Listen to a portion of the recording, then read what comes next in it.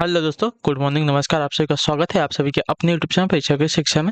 I hope कि आप सभी जो है कुशल मंगल है, स्वस्थ हैं और अपनी तैयारी जो अच्छे और बढ़िया तरीके से कर रहे हैं। तो जो भी क्लास में फर्स्ट टाइम आए हैं, पहली बार आए हैं, नए हैं, उन सबको बता दीजिएगा हमारे आपकी बी एड पोस्ट परीक्षा 2025 की जो भी तैयारी चाहती हो रेगुलर बेसिस पे करवाई जाए। तो जिससे भी तैयारी पूरी करनी है, कंप्लीट करनी है, चैनल को सब्सक्राइब करके आप लोग हमारे साथ जुड़ जाइए। क्लास का समय देखिए, जीके जीएस की जो सुबह 10 बजे डेली देखने को मिलती है, रीजनिंग की जो दोपहर को 1 बजे, कला की जो शाम को 4 बजे और हिंदी की जो है शाम को 7 बजे आप सभी को देखने को मिलता है। इसी टाइम पे आप सभी को क्लास से जुड़कर अपनी तैयारी को पूरा और कंप्लीट करना है। नीचे डिस्क्रिप्शन में आप सभी को इंस्टाग्राम टेलीग्राम का लिंक मिलेगा, तो आप इंस्टाग्राम पे फॉलो कर लेंगे और टेलीग्राम चैनल को ज्वाइन करेंगे। टेलीग्राम चैनल पर डेली बेसिस पे क्लास का अपडेट और आपको एग्जाम का अपडेट मिल जाएगा। ठीक है, चलिए क्लास स्टार्ट करें। पहला क्वेश्चन आपके सामने दिया गया, ध्यान से देखिएगा, उत्तर दीजिएगा। एक एक क्वेश्चन को ध्यान से अच्छे से देख के समझने की, उत्तर देने की कोशिश करते हुए आगे बढ़ेंगे। ठीक है, क्लास स्टार्ट करने से पहले सभी से रिक्वेस्ट है कि जिसने अभी तक लाइक नहीं किया लाइक करेंगे, शेयर नहीं किया शेयर करेंगे, जिसने अभी तक चैनल को सब्सक्राइब नहीं किया वो लोग जो है चैनल को सब्सक्राइब करेंगे। ठीक है, चलिए पहला क्वेश्चन आपका, अलकनंदा और भागीरथी नदी का संगम बनता है कहाँ पर? रुद्रप्रयाग में, कर्णप्रयाग में, देवप्रयाग में, नंदप्रयाग में? बताइए। अलकनंदा और भागीरथी नदी का जो संगम है कहाँ पे बनता है? तो आपका राइट आंसर हो जाएगा साथियों देवप्रयाग में। ऑप्शन नंबर जो सी दिया गया आपका राइट आंसर। ठीक है, अलकनंदा और भागीरथी नदी का जो संगम है देवप्रयाग में होता है। अलकनंदा का उद्गम जो है स्रोत उत्तराखंड के बद्रीनाथ के ऊपर जो है सतोपथ हिमानी में है, जबकि भागीरथी जो है गंगोत्री के गोमुख से निकलती है। ठीक है, देवप्रयाग में इन दोनों नदियों के मिलन के पश्चात उसका नाम जो है गंगा हो जाता है। ठीक है, अगले क्वेश्चन की तरफ बढ़ेंगे। आपका है दूसरा नंबर, बताइए गाइड आंसर का। सूची 1 को सूची 2 से सुमेलित कीजिए। ठीक है, सूची 1 है, सूची 2 दिया गया है। चलिए,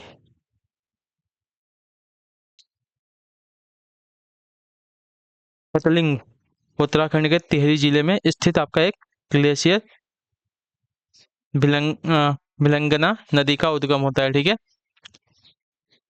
यहाँ से। ठीक है, तो इसका मिलान दूसरे के साथ, नामिक उत्तराखंड राज्य के पिथौरागढ़ जिले में अवस्थित यह ग्लेशियर जो है पूर्वी रामगंगा नदी का उद्गम स्रोत है। ठीक है, तो इसका मिलान जो है इसके साथ हो जाएगा, तीसरे के साथ। जोहार घाटी दिया गया है ना, जोहार घाटी जो है गौरी गंगा नदी के साथ विस्तृत है। इसका प्रयोग जो है तिब्बत के साथ व्यापार के लिए होता है। इस गौरी गंगा घाटी को जो है मिलाप घाटी के नाम से भी जो है जाना जाता है। ठीक है, यानी कि ये जो ट्रेल पास है। ठीक है, और बैजनाथ की बात करें तो बैजनाथ जो है उत्तराखंड में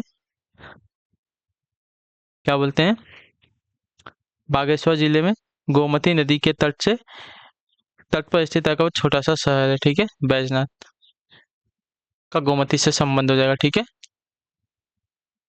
चलिए इसका मिलान होगा, चलिए तो स्क्रीनशॉट ले लेंगे, फिर आगे बढ़ेंगे हम लोग। चलिए अगले क्वेश्चन की तरफ बढ़ेंगे। तीसरा नंबर, उत्तर देने की कोशिश कीजिए, आइडेंटिफाई कर होगा। गढ़ केसरी के नाम से जो व्यक्ति प्रसिद्ध था वह है कौन? बताइए, गढ़ केसरी के नाम से जो व्यक्ति प्रसिद्ध था वह कौन है? बताइए, इसका राइट आंसर क्या हो जाएगा जल्दी से। वह था इनमें से कोई नहीं। ठीक है, ऑप्शन नंबर जो डी दिया गया आपका राइट आंसर होगा। ठीक है, गढ़ केसरी के नाम से जाने जाने वाले उत्तराखंड के गढ़वाल क्षेत्र के महत्वपूर्ण स्वतंत्रता सेनानी थे अनुसुईया प्रसाद बहुगुणा। ठीक है, जो कि इसमें नहीं दिया गया था, इनमें से कोई नहीं आपका राइट आंसर। अगले क्वेश्चन की तरफ बढ़ेंगे। आपका चौथा नंबर, बताइएगा राइट आंसर क्या हो जाएगा। टिहरी राज्य का भारतीय संघ में विलीनीकरण का वर्ष क्या? बताइए, टिहरी राज्य का भारतीय संघ में विलीनीकरण का वर्ष क्या है? तो यह है आपका साथी वर्ष 1949। ऑप्शन नंबर जो सी दिया गया आपका राइट आंसर हो जाएगा। ठीक है, टिहरी राज्य का भारतीय संघ में विलय वर्ष 1949 ईस्वी में किया गया था। उस समय गढ़वाल पर जो है परमार वंश के शासक मानवेंद्र शाह का शासन था। ठीक है, मानवेंद्र शाह। अगला क्वेश्चन आपका देखेंगे, चौथा नंबर, बताइएगा राइट आंसर क्या हो जाएगा। बताइएगा सही उत्तर। अजमल आमिर कसाब को फांसी किस दिन दी गई थी? तो आपका राइट आंसर हो जाएगा साथियों 21 नवंबर 2012 को। ठीक है, ऑप्शन नंबर जो ए दिया गया आपका राइट आंसर होगा। ठीक है, क्लियर सही को इसके बाद। मुंबई आतंकवादी हमले 2008 के मुख्य आरोपी अजमल आमिर कसाब को जो है पुणे की यरवादा यरवदा जेल में जो है 21 नवंबर 2012 को जो है फांसी दी गई थी। चलिए, अगला क्वेश्चन आपका है छठा नंबर, उत्तर देने की कोशिश कीजिए, अल्टरनेटिव का हो जाएगा। बद्रीनाथ धाम उत्तराखंड के किस जिले में स्थित है? तो ये आपका स्थित है साथियों, बद्रीनाथ धाम जो उत्तराखंड के किस जिले में स्थित है? तो आपका आंसर होगा चमोली में। ठीक है, ऑप्शन नंबर जो ए दिया गया आपका आंसर होगा। ठीक है, भगवान विष्णु को समर्पित बद्रीनाथ धाम जो उत्तराखंड के चमोली में स्थित आपका एक जिला है। ठीक है, चलिए, क्लियर हो गया यहाँ तक। यह हिंदुओं के पवित्र चार धामों में से एक है। अगला क्वेश्चन आपका साथियों, सूची 1 का सूची 2 से सम्मिलित करना है, ठीक है। लेखक और उसका नाम दिया गया है, देखिए अबुल फजल, और उनकी पुस्तक का नाम दिया गया है, ठीक है। अबुल फजल का इसमें से बताइए कौन सा हो जाएगा। तो अबुल फजल जो है अकबरनामा लिखा है, ठीक है। अबुल फजल का अकबरनामा लिखा है, तो पहले के साथ मिलान दूसरे के साथ हो जाएगा, ठीक है। पहले का मिलान दूसरे के साथ यहाँ पे 2 का है। चलिए, निजामुद्दीन अहमद, इसका मिलान किसके साथ हो जाएगा। तो निजामुद्दीन अहमद की बात करेंगे तो इसका मिलान आपका हो जाएगा साथियों। चलिए, निजामुद्दीन अहमद की बात करेंगे तो इसका मिलान हो जाएगा तबकाते ए अकबरी, पुस्तक इन्होंने लिखी है, ठीक है। तबकाते ए अकबरी जो है इन्होंने पुस्तक लिखी है, तो इसका मिलान पहले के साथ। कृष्ण देव राय ने कौन सी पुस्तक लिखी है।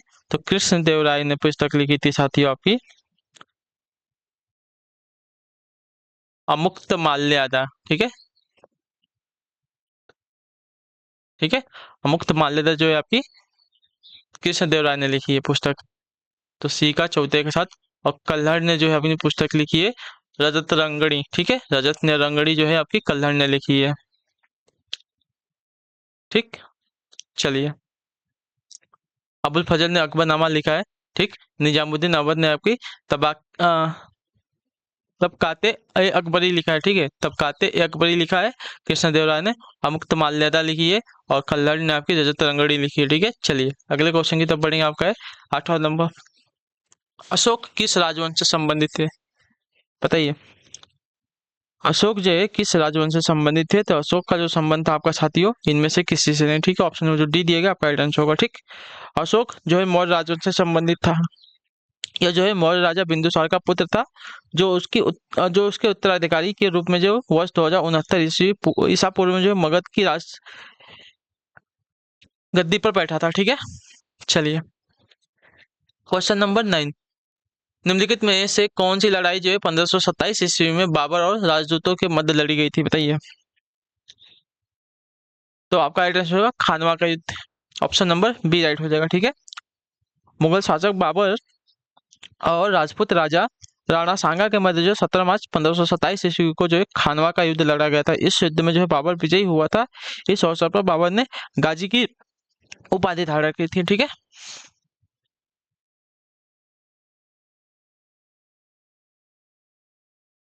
चलिए, क्वेश्चन नंबर 10, आर्यभट्ट और वराहमिहिर किसके समय में थे, बताइए। तो आपका राइट आंसर होगा गुप्त के, ठीक है। ऑप्शन नंबर जो ए दिया गया आपका राइट आंसर हो जाएगा। आर्यभट्ट और वराहमिहिर जो है गुप्त काल के विद्वान थे। आर्यभट्ट एक महान गणितज्ञ एवं खगोल विज्ञानी थे, जबकि वराहमिहिर भी एक आपके गणितज्ञ और विभूपति विभूमिति थे, ठीक है। अगले क्वेश्चन की तरफ बढ़ेंगे। आपका है 11 नंबर, सूची 1 को सूची 2 से सम्मिलित कीजिए, ठीक है। सूची 1 दिया गया है, यूएसए की संसद को क्या कहते हैं, बताइए। तो यूएसए की संसद को आपको कांग्रेस कहते हैं, ठीक है। जापान की संसद को आपको डायट कहा जाता है, और रूस की संसद को आपका डूमा कहा जाता है, और अफगानिस्तान की संसद को शोरा कहा जाता है, ठीक है। चलिए, मिलान हो गया फटाक से, जल्दी से स्क्रीनशॉट लेंगे, आगे बढ़ेंगे, ठीक है। चलिए, अगला क्वेश्चन आपका है 12 नंबर, निम्न में से किस प्रकार की तरंगों का प्रयोग जो है रात्रि में देखने वाले उपकरणों यानी कि नाइट विजन उपकरणों में किया जाता है। तो इसका राइट आंसर हो जाएगा साथियों इंफ्रारेड तरंगों का, ठीक है। ऑप्शन नंबर जो बी दिया गया आपका राइट आंसर होगा, ठीक है। क्लियर है सभी को। रात्रि में देखने वाले उपकरणों में आपका इंफ्रारेड या अवरक्त तरंगों का उपयोग किया जाता है।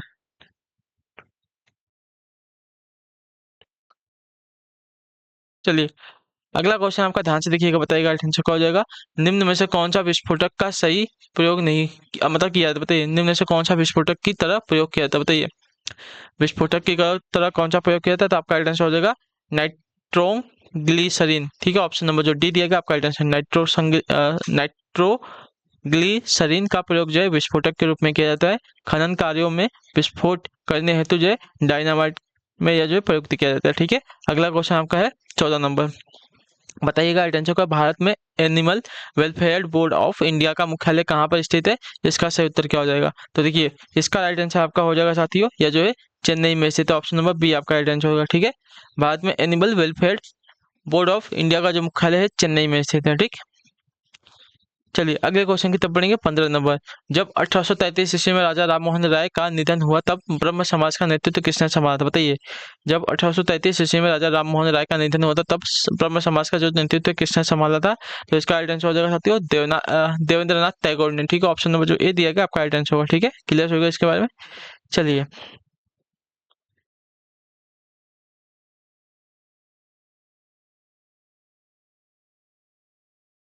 1833 ईस्वी में ब्रह्म समाज के संस्थापक राजा राममोहन राय के निधन के पश्चात जो इसका नेतृत्व रविन्द्रनाथ टैगोर के पिता महर्षि देवेंद्रनाथ टैगोर ने संभाला था। ठीक है, अगला क्वेश्चन आपका साथी 16 नंबर, बताइएगा आंसर होगा। प्रसिद्ध हजारा राम मंदिर किसके शासनकाल में बना था? बताइए, प्रसिद्ध हजारा मंदिर राम मंदिर जो है किसके शासनकाल में बना था?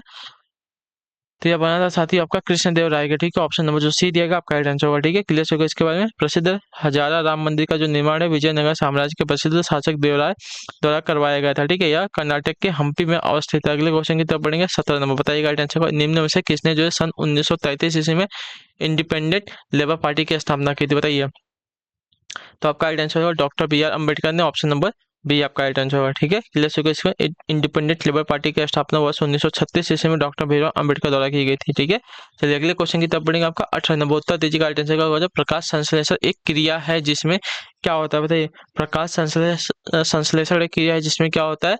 तो कार्बन डाइऑक्साइड का अपचयन होता है। ठीक है, ऑप्शन नंबर जो सी दिया गया आपका राइट आंसर होगा। ठीक है, प्रकाश संश्लेषण क्रिया के माध्यम से पौधे सूर्य के प्रकाश, कार्बन डाइऑक्साइड, पानी और क्लोरोफिल की उपस्थिति में भोजन का निर्माण करते हैं। इस क्रिया में कार्बन डाइऑक्साइड का अपचयन होता है जिससे ग्लूकोज का निर्माण होता है। ठीक है, अगला आपका 19 नंबर, बताइएगा राइट आंसर का। विश्व में सबसे अधिक उगाई जाने वाली अन्न की फसल कौन सी है? गेहूं, चावल, जौ, मक्का। तो आपका राइट आंसर यहाँ पे हो जाएगा चावल। ठीक है, ऑप्शन नंबर बी आपका राइट आंसर होगा। ठीक, विश्व में सबसे अधिक उगाई जाने वाली अन्न की फसल आपकी चावल है। गेहूं का स्थान आपका इसके पश्चात यानी कि दूसरे नंबर पर आता है। चलिए अगला है आपका साथियों 20 नंबर, अप्सरा किसका नाम है? बताइए। तो अप्सरा आपका एक न्यूक्लियर रिएक्टर का नाम है। तो ऑप्शन नंबर जो ए दिया गया आपका राइट आंसर होगा। ठीक है, अप्सरा जो है भारत द्वारा निर्मित पहला न्यूक्लियर रिएक्टर है। इसका निर्माण भारत द्वारा वर्ष 1956 में किया गया है। अगला आपका 21 नंबर, बताइएगा राइट आंसर का। मालगुडी डेज किसने लिखी है? तो मालगुडी डेज के लेखक आपके हो जाएंगे साथी यहाँ पे आर के नारायण। ऑप्शन नंबर बी आपका राइट आंसर हो जाएगा। ठीक है, मालगुडी डेज महान साहित्यकार आर के नारायण द्वारा रचित आपकी लघु कहानियों का संग्रह है। ठीक है, अंग्रेजी में रचित इस पुस्तक पर जो है दूरदर्शन द्वारा इसी नाम से अत्यंत चर्चित धारावाहिक का जो है निर्माण भी करवाया गया था। ठीक है, चलिए अगला क्वेश्चन आपका 22 नंबर, क्या देगा? पुंड्रवर्धन भुक्ति कहाँ अवस्थित थे? बताइए। पुंड्रवर्धन भुक्ति जो है कहाँ पर स्थित थी? तो इसका राइट आंसर हो जाएगा उत्तरी बंगाल में। ठीक है, ऑप्शन नंबर जो ए दिएगा आपका राइट आंसर। उत्तरी बंगाल में जो है अवस्थित एक जगह है पुंड्र पनामक अनर्यात जाति के निवास के कारण इसका नाम जो है नामकरण निश्चित किया गया है। ठीक है, अगला आपका है 23 नंबर, निम्न में से किस केंद्र शासित प्रदेश में जो है न्यूनतम जनसंख्या घनत्व है? तो आपका राइट आंसर हो जाएगा साथियों अंडमान और निकोबार में। ठीक है, केंद्र शासित प्रदेशों में से न्यूनतम जनसंख्या घनत्व वाला आपका हो जाएगा अंडमान और निकोबार द्वीप समूह का जो है 46 व्यक्ति प्रति वर्ग किलोमीटर है। ठीक है, चलिए अगला है आपका साथियों 24 नंबर, हुमायूंनामा के लेखक कौन है? तो हुमायूंनामा के लेखक आपके गुलबतन बेगम है। ठीक है, ऑप्शन नंबर जो ए दिया गया आपका राइट आंसर। हुमायूंनामा की रचना जो है हुमायूं की बहन गुलबतन बेगम द्वारा फारसी भाषा में की गई थी। इसमें जो है हुमायूं के जीवन क्रम का जानकारी मिलती है। ठीक, आखिरी क्वेश्चन 25 नंबर, उपग्रह की परिधि में पृथ्वी के सबसे निकट आने वाले बिंदु कहलाता है क्या? बताइए। तो आपका पेरिस कहलाता है। ठीक है, ऑप्शन नंबर जो बी दिया गया आपका राइट आंसर होगा। उपग्रह की परिधि में पृथ्वी के सबसे निकट आने वाला बिंदु आपका पेरिजी कहलाता है, जबकि सबसे दूर स्थित बिंदु को एपोजी कहा जाता है। ठीक है, चलिए तो इसी के साथ आपकी क्लास जो है आज की पूरी होती है, कंप्लीट होती है। आई होप कि आपको क्लास जो अच्छी लगी, पसंद है तो क्लास को लाइक करिए, चैनल को सब्सक्राइब कर लीजिएगा और हमें जो है कमेंट में भाई फीडबैक देखिए जाएगा। क्लास के सामने आपसे मिलता है आपकी अगली क्लास है, तब तक टाटा बाय बाय, जय हिंद, जय भारत। आपसे क्लास से जुड़ने के लिए बहुत बहुत धन्यवाद साथी।